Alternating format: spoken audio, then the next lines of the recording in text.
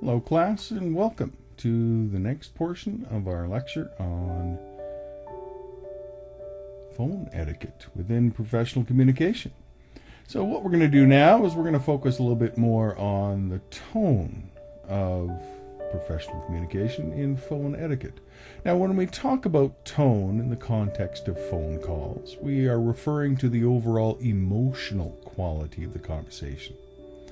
Tone can convey a wide range of feelings and attitudes such as warmth and friendliness and professionalism, or it can convey annoyance and impatience or even anger. In a professional context, it is important to set a tone that is appropriate for the situation and that conveys a sense of respect and professionalism.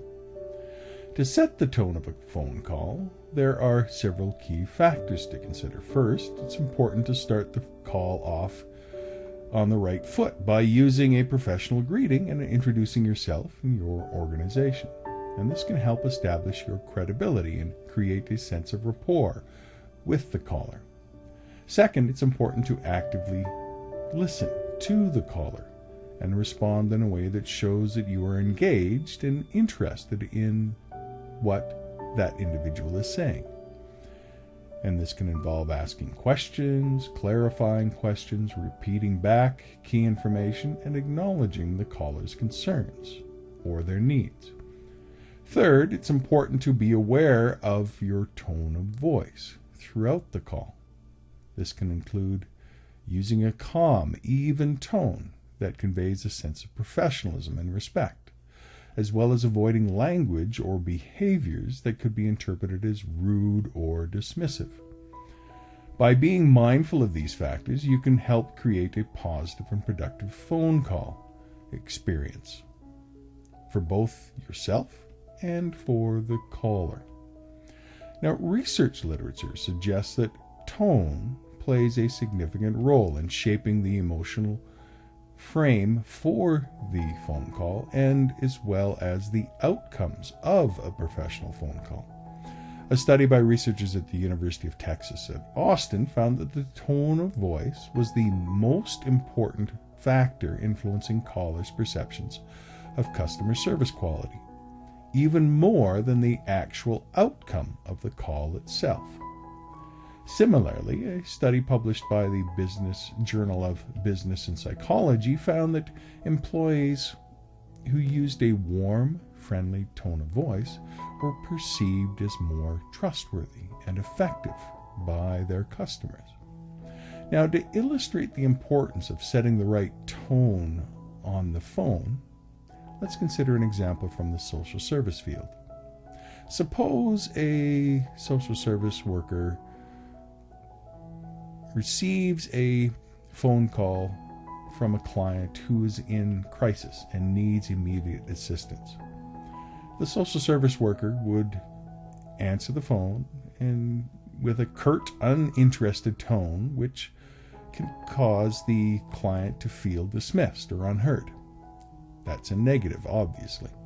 Alternatively, the social worker could answer the phone with a warm, compassionate tone, which could help the client feel more supported and understood. In this way, tone can have a significant impact on the outcomes of professional phone calls, and it is important to be mindful of this factor when interacting with clients and colleagues over the phone. Ensuring a professional tone in a phone call is crucial in the field of social and community service work. Tone refers to the manner in which a person speaks and the emotions they convey through their voice. It can significantly impact the outcome of a conversation, particularly in a professional setting. Now, the research literature suggests that tone plays a critical role in communication, and it can greatly affect how a person is perceived by others. When answering the phone, it is essential to set the tone of the conversation. The tone should be professional, friendly, and welcoming. It can be helpful to smile when speaking, as this can come across on your voice and help set a positive tone for the conversation. It's also important to use a clear and concise voice. Speak at an appropriate volume, and avoid using slang or colloquial language. Here's an example of how tone can affect a phone call in a social and community service setting. A client calls a community center seeking information about available services. The receptionist answers the phone in a bored and monotone voice. "Hello, community center." The client may perceive the receptionist as disinterested or uncaring, and this could negatively impact the client's experience with the center. On the other hand, if the receptionist answers the phone with a warm and enthusiastic tone, saying, "Good morning, community center, how may I assist you?" the client is more likely to feel welcomed and valued. And this positive tone can help build a good rapport between the client and the community center. In addition to the tone of the conversation, it's also important to consider other factors that could impact the phone call, such as background noise or distractions. It's important to ensure that you are in a quiet, distraction-free environment when answering the phone to avoid any disruptions or misunderstandings. In essence, setting a professional tone in a phone call is crucial in the field of social and community service work. The tone of the conversation can greatly impact the outcome of the call and the client's perception of the services provided. So by using a clear and friendly tone, avoiding distractions, and focusing on the needs of the client, professionals can create a positive experience for the caller and help build strong relationships with clients. Now, active listening is an essential part of this effective communication, especially in a phone conversation. And this involves not only hearing the words, but also answering the meaning behind them. Active listening is crucial in social and community service work as it helps build trust, fosters understanding, and ensures that the client's needs are met.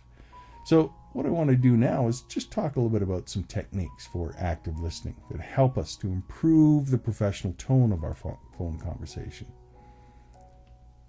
And one of the key techniques for active listening is to give the caller your undivided attention. And this means avoiding distractions and focusing solely on the conversation at hand. And you can do this by turning off any background noise, such as music or TV, and closing any unrelated tabs in your computer. And when the caller knows that you're fully engaged, they are more likely to feel heard and respected. Now, another technique is to ask open-ended questions.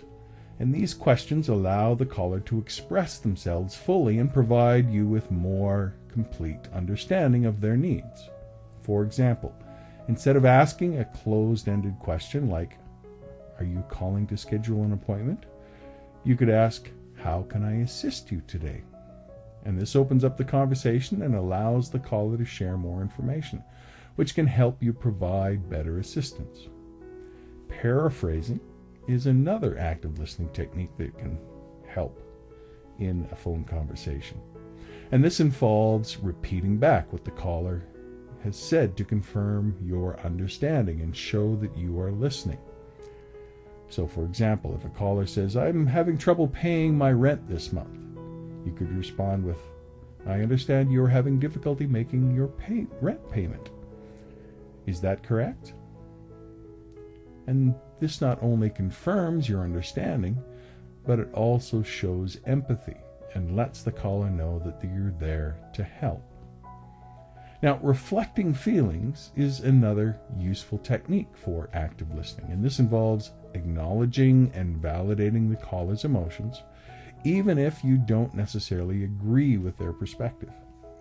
For example, if a caller expresses frustration about a situation, you could respond with, "I can understand you're feeling frustrated. That sounds very challenging."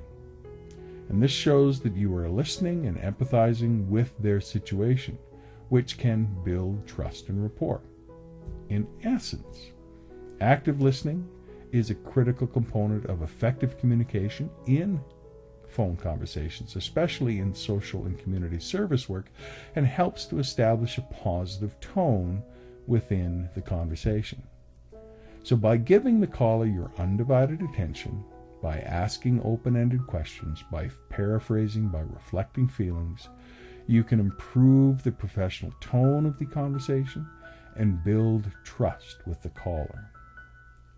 And that, I think, is essential within any phone call. So let's take a look now at some unavoidable scenarios that will likely come up.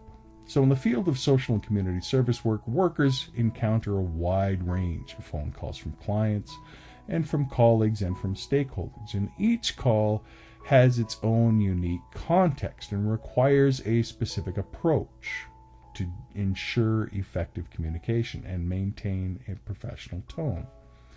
So here are some scenarios and appropriate responses. First scenario, dealing with an angry client. So in this scenario, a client will call and because they're feeling frustrated or upset or angry about a situation that they are facing. And it's essential to approach this call with a sense of empathy and patience and a willingness to help. So appropriate responses would be things like listening attentively and let them vent their frustrations. Normally, a person will not be able to continue on with that negative emotion for very long. And so if you let them vent their frustration, they will begin to even out. Acknowledge their feelings and express some empathy. Apologize for any inconvenience or issue they are facing. Offer possible solutions or resources that may help them. Avoid getting defensive or arguing with the client. And use a calm and reassuring tone to diffuse the situation. One example would be, I understand that the situation has been challenging for you, and I'm sorry for any inconvenience this has caused. I'm here to help and to find a way for this to work. Can you please tell me more about the issue so that we can find a solution together? Now, let's take the scenario of the client who's calling with an urgent request. This is a common scenario that can occur in social and community settings, and it's important to know how to handle it professionally. So in this scenario, the client may be feeling anxious or frustrated, and it's important again to be empathetic and provide them with a sense of urgency while still maintaining a professional tone. And here are some appropriate responses. Well, I acknowledge the urgency of the situation. And so here you begin by acknowledging the client's urgency and let them know that you understand the importance of their request. And this can help for the client to feel heard and feel validated. An example of this would be, I understand that this is an urgent matter, and I will do what I can to help you. Another thing you can do is ask clarifying questions, because it's important to make sure that you fully understand the client's request so that you can provide the best possible assistance. Now, asking questions to get a clear understanding of the situation is always valuable. Here's an example.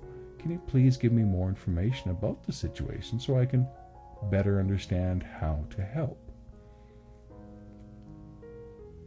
Then we can provide a time frame for a response.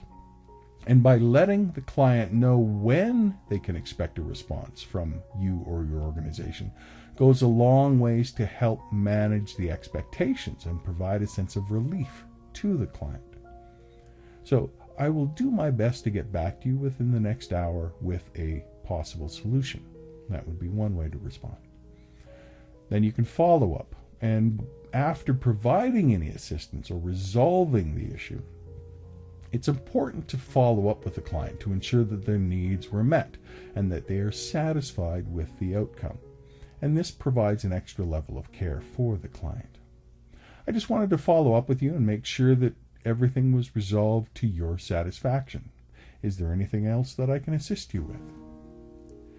And handling urgent requests in a professional, empathetic manner can help build trust with clients and strengthen relationships within the entire community.